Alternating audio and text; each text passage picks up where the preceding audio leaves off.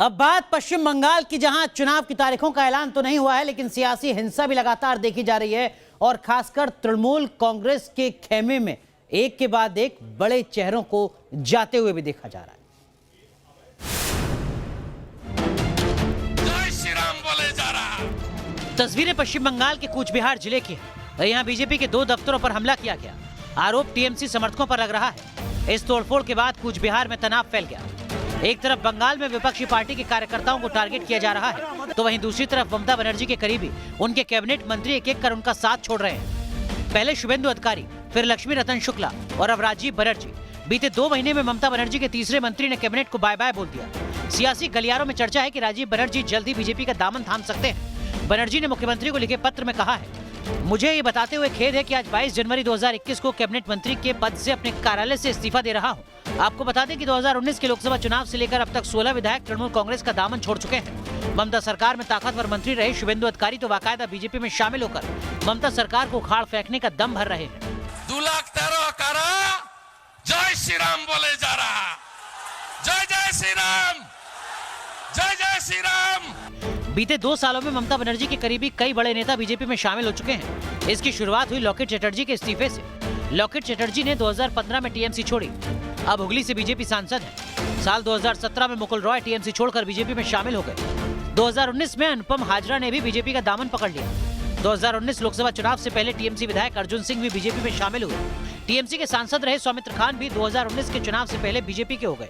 हाल ही में टीएमसी नेता और विधायक अरिंदम भट्टाचार्य भी बीजेपी के खेमे में शामिल हुए हैं। प्रधानमंत्री नरेंद्र मोदी के बंगाल दौरे और इसी हफ्ते होने वाले अमित शाह के दौरे से पहले बंगाल में सियासी उबाल देखा जा रहा है। ऐसे में अगर कुछ और टीएमसी नेता बीजेपी में शामिल हो जाएं, तो बड़ी बात नहीं होगी। Team news nation. चलिए यहाँ पर रुक रहे हैं कुछ देर के लिए, लेकिन जब लौटेंगे तो आपको बताएंगे कि इस बार के चलिए हम आपको बताते हैं कि बजट जो 1 फरवरी को पेश होना है, दरअसल में उसमें अलग अलग सेक्टर्स की उम्मीद जताई जा रही है, लेकिन वो तबका जो सबसे ज्यादा इस बजट का इंतजार कर रहा है वो है युवा वर्ग, जो उम्मीद कर रहा है वित्त मंत्री से कि रोजगार के मोर्चे पर आखिर क्या कुछ होने जा रहा है।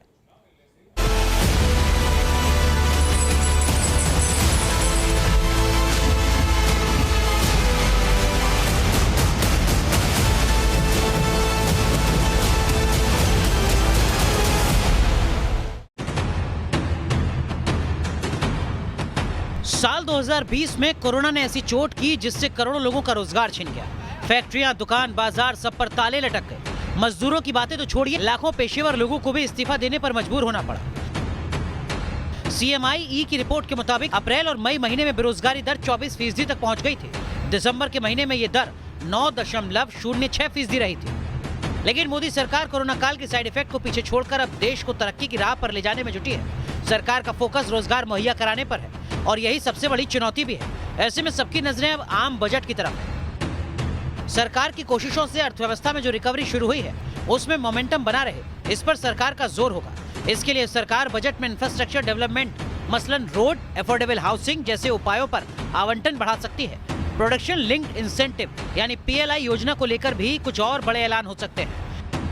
जाहिर तौर पर तमाम ऐसे सेक्टर हैं जिसमें रोजगार बढ़ाने पर सरकार का जोर रहेगा, खासतौर पे इंफ्रास्ट्रक्चर और साथ में तमाम ऐसे स्टार्टअप्स जो भारत में शुरू किए गए उसको दोबारा बूस्टअप करना, और तीसरा ये कि आत्मनिर्भर भारत को लेकर के भारत के अंदर की इंडस्ट्रीज को बढ़ाना जिससे रोजगार को बढ़ाया जा सके। दरअसल यूनियन बजट देश में इकोनॉमिक रिफॉर्म के लिए बड़ा प्लेटफॉर्म बन सकता है।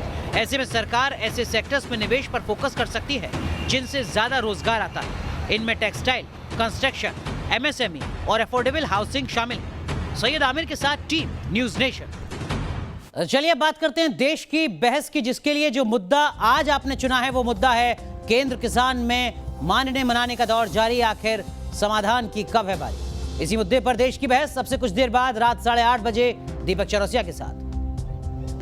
और यहाँ लाख टके की बात में एक छोटा सा ब्रेक, लेकिन ब्रेक के बाद जब लौटेंगे तो आपको बताएंगे दिल्ली में झटका या हलाल, मत करना सवाल।